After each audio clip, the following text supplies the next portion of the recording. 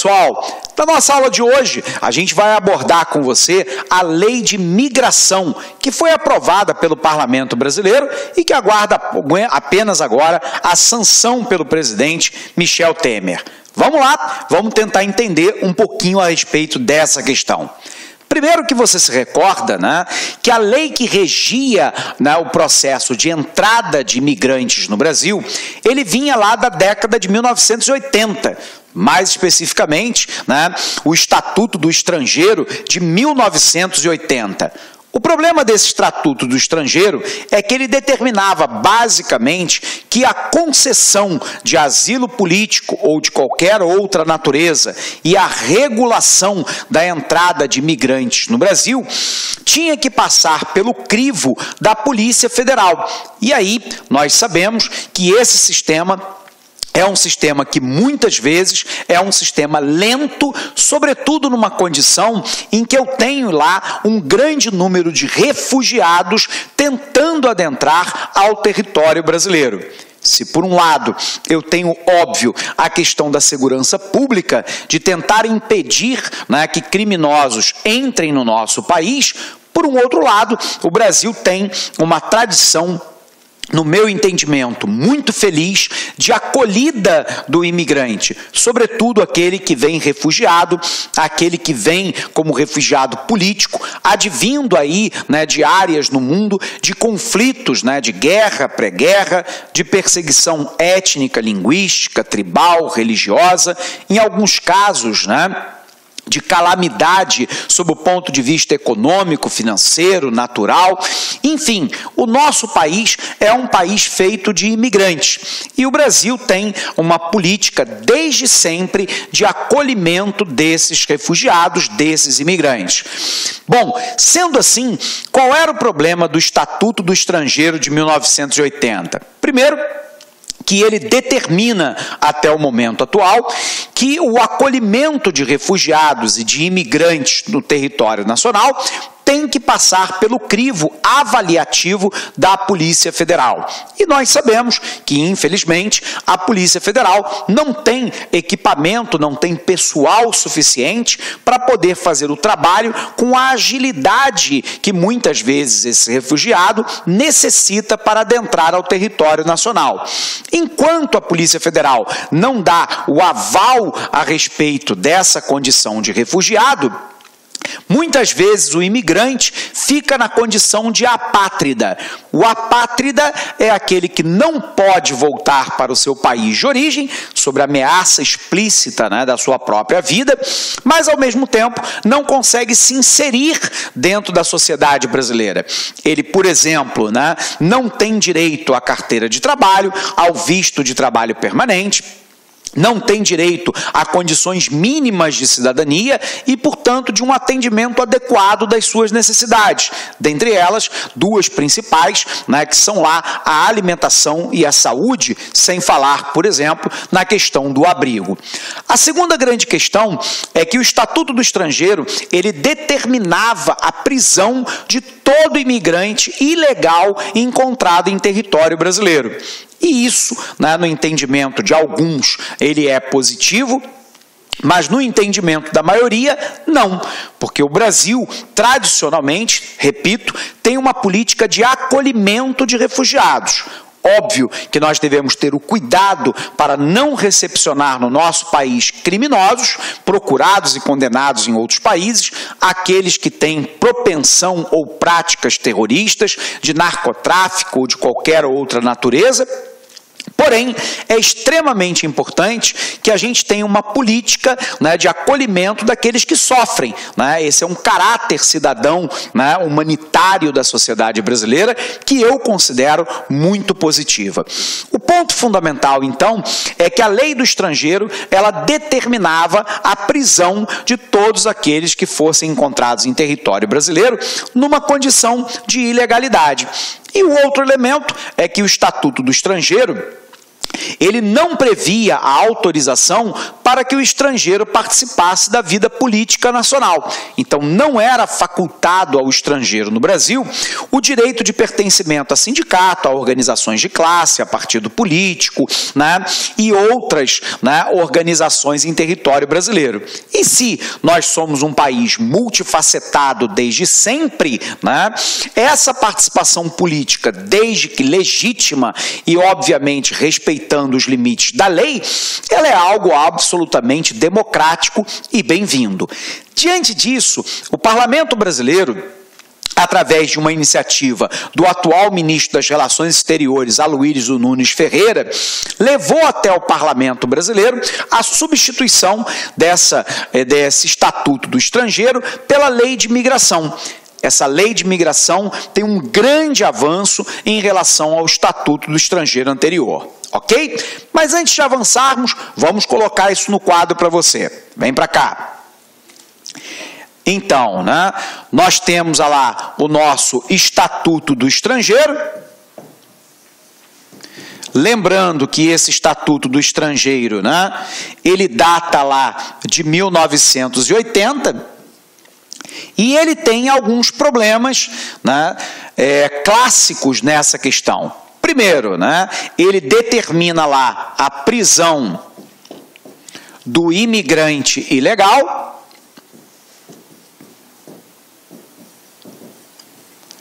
Do outro lado, ele determina que todo imigrante tem que passar do crivo da Polícia Federal. E, por um outro lado, ele não faculta a participação política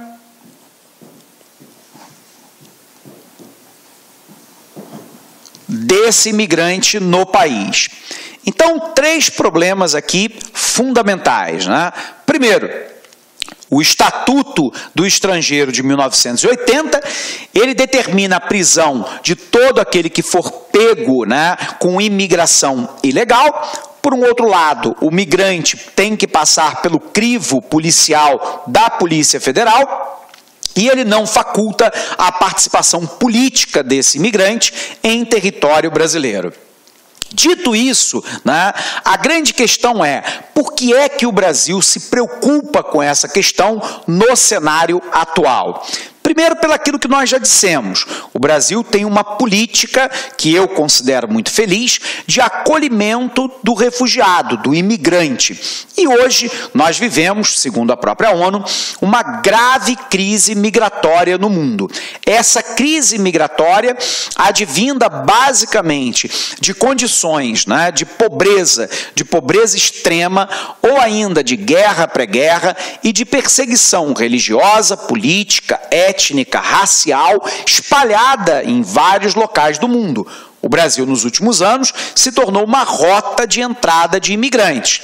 Essa rota vem da onde? Então, vamos lá. No momento atual no Brasil, de onde vêm, né, os refugiados? Os refugiados, ou ainda simplesmente imigrantes, nos últimos anos, no Brasil, vem ocorrendo, por exemplo, a entrada de pessoas do Haiti. O Haiti, como nós sabemos, há alguns anos atrás, sofreu um terremoto de escala 7 em Richter, que destruiu 75% da infraestrutura de Porto Príncipe, a capital do país, onde se concentrava 75% da população. Passado isso, é importante a gente lembrar que o Haiti está sob intervenção da ONU, com a MINUSTAH, a Missão das Nações Unidas para a Estabilização do Haiti, da qual o Brasil tem o comando da operação. E mais, o Haiti vem passando por uma epidemia de cólera, um caso grave sanitário no país, dado a deficiência de saneamento básico. Resultado: milhares de haitianos têm entrado pelos estados de Rondônia e Acre em território brasileiro. Do outro lado, nós temos os sírios. e também os iraquianos. Fugindo basicamente da guerra da Síria e do Iraque, nós temos na Síria, de um lado, o governo do ditador Bashar al-Assad buscando retomar o controle do país dos rebeldes. Nós temos os rebeldes lutando contra o governo de Bashar al-Assad e ambos, Bashar al-Assad e rebeldes, lutando contra o grupo terrorista Estado Islâmico. O Estado Islâmico hoje domina a porção leste da Síria e oeste do Iraque, e o Estado Islâmico enfrenta hoje também o governo iraquiano. Então, desse conflito, eu tenho sírios e iraquianos que buscam desesperadamente obter refúgio porque têm a sua vida ameaçada por uma perseguição religiosa, étnica e também por uma situação de guerra. Atualmente, o Brasil também tem recebido muita gente da Venezuela. A Venezuela vem passando por uma grave crise, né, sob o ponto de vista socioeconômico e também político com o governo de Nicolás Maduro. Há um empobrecimento da população, uma escassez de gêneros alimentícios e medicamentosos básicos, e a população então tenta, né, adentrar ao território brasileiro para poder sobreviver.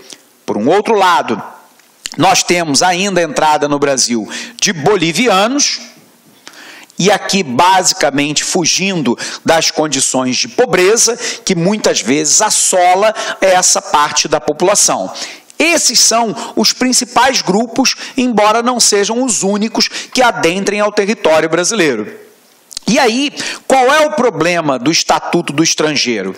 É que ao não dar uma legitimidade à condição de refugiado de maneira relativamente rápida e eficiente, ao não permitir o trabalho temporário com carteira assinada no Brasil, visto de trabalho, ao não garantir os direitos, né, sociais básicos, eu acabo colocando esse imigrante numa condição de fragilidade. E aí é muito comum a exploração de mão de obra em condição análoga à escravidão de boliviano no Brasil, a prostituição de venezuelanas ocorrendo em território de fronteira com o Brasil. Por um outro lado, sírios e iraquianos numa condição de apátrida, porque não tem acolhida, né, no território brasileiro, e de haitianos numa condição subhumana na região norte do país. Todas essas condições são condições desumanas e, portanto, né, o Brasil agora dá um salto qualitativo na sua legislação, no sentido de, obviamente, acolher esses refugiados com segurança, mas tendo uma política pública migratória para o nosso país. Dito isso, é importante lembrar que o brasileiro sempre critica com muita dureza, e no meu entendimento de maneira adequada, a forma com que muitas vezes migrantes brasileiros são tratados, né, em políticas migratórias dos Estados Unidos, da Espanha ou de outros países espalhados pelo mundo. E aí, óbvio, que nós não podemos, né, no nosso próprio território, repetir cenas como, por exemplo, a prisão, né, de imigrantes que não têm nenhuma ligação com crime, a separação entre os filhos e os pais migrantes para desestimular a migração nos países que os recebem, e por aí vai. São políticas, né, obviamente xenofóbicas, de aversão ao estrangeiro, que nós não queremos e não precisamos repetir por aqui. Temos críticas à lei de imigração brasileira? Temos. Ela ainda não tem a figura de uma autoridade pública, né, civil, responsável pelo processo migratório brasileiro. Isso é muito ruim. Nós ainda colocamos a responsabilidade maior nas costas da Polícia Federal.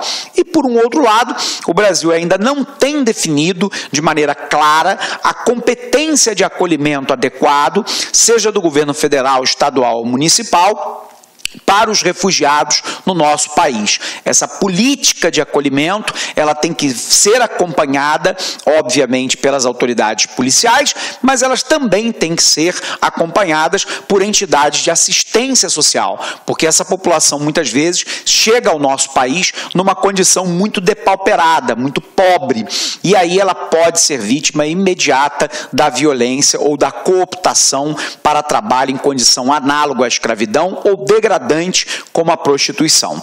Bacana? Vamos rever isso tudo? Vem para cá. Vamos apagar aqui.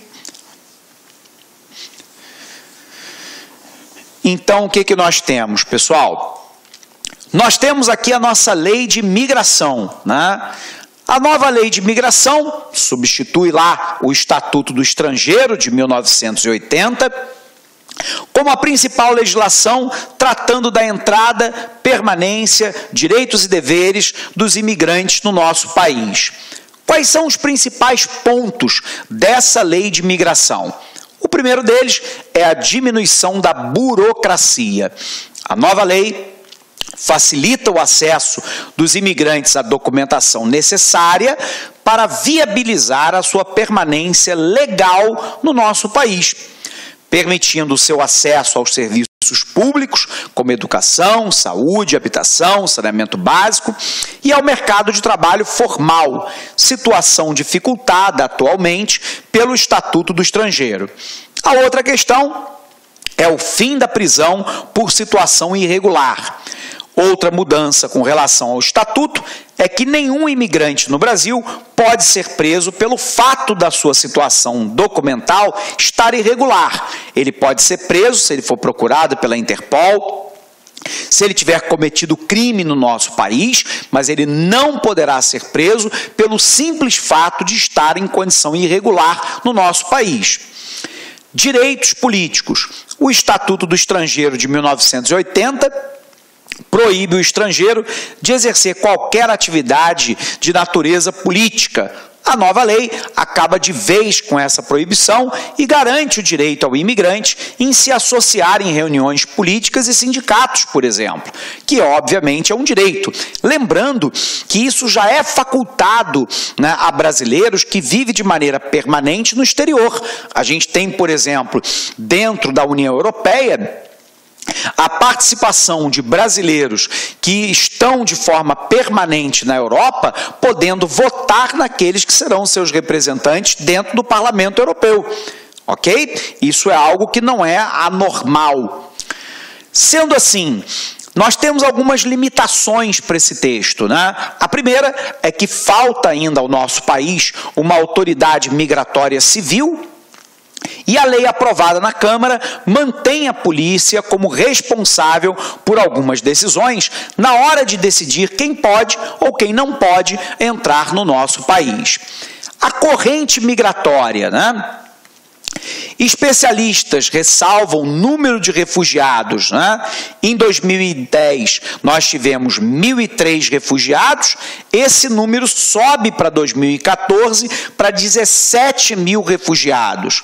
E aí os países com maior número de pedidos de refúgio: haitianos com 29 mil, Senegal com 3 mil, Bangladesh com 2.300, Gana e República Dominicana, respectivamente, com 930 e 377, né, migrantes. E aí, os refugiados reconhecidos no Brasil por origem.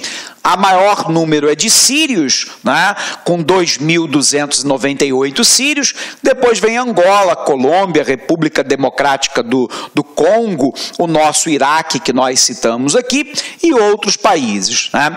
Repito, o Brasil tem uma política de acolhimento, política essa que funciona mais ou menos que bem no território nacional.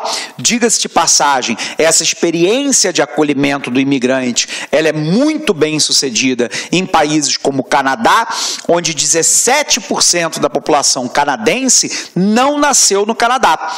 E é um país que lida muito bem com essa diversidade étnica, política, tribal, religiosa, né, para poder compor a população canadense. Tem muito mais vantagem do que desvantagem, ok? Abraço grande para você. A gente se encontra em mais uma aula Atualidades em Foco aqui no nosso LAC Concursos. Até lá!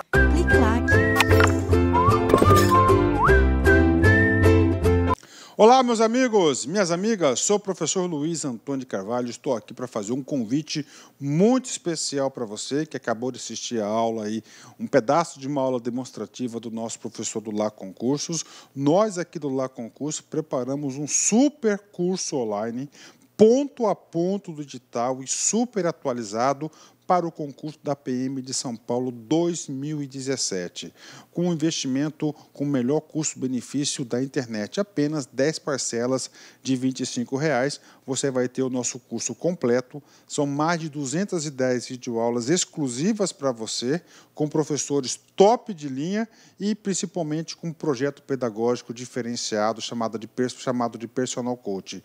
O projeto pedagógico que faz o aluno ter sucesso no concurso. Por quê? Porque ali vai organizar a vida do concurso. E papo reto com vocês, eu tenho certeza absoluta, se vocês cumprirem todas as nossas orientações pedagógicas, eu tenho certeza que você ficará super competitivo no concurso aí da PM de São Paulo 2017. Bacana? Legal. Ah, já ia esquecendo, você quer um material de apoio aí, o PDF que o professor está utilizando nessa aula, então é muito simples, vai aqui embaixo, clique aqui embaixo e faça o download gratuitamente desse material de apoio. Tá certo, meus amigos? Um forte abraço e espero vocês aqui no LAC Concursos. Fui, tchau.